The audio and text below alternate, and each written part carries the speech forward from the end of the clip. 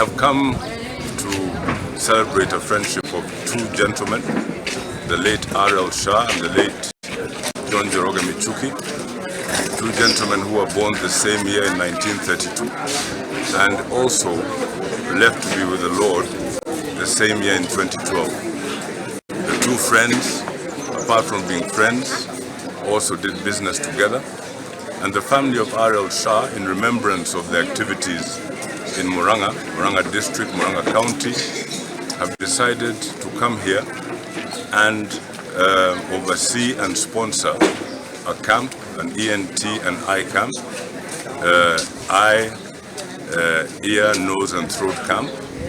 And this camp today will screen up to 1,000 people, some of whom will then be taken to Thika for an operation, those who need an operation.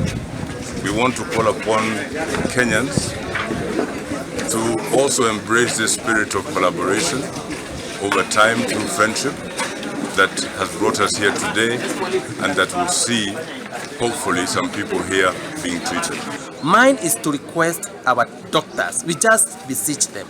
Our people are dying, people are suffering a lot, and because the interns have understood, because already 1,200 have applied, they just sit with the government, they have a return to work formula. Furthermore, yesterday I told the speaker, just take the initiative, sit with the doctors and draft a return to work formula. That's only what they want, so that we can now relieve our people from the pain they are going through. Shida ni nyingi sana kwa sababu hata ukienda kula hospitalini huwezi kutibiwa na shida nyingi sana.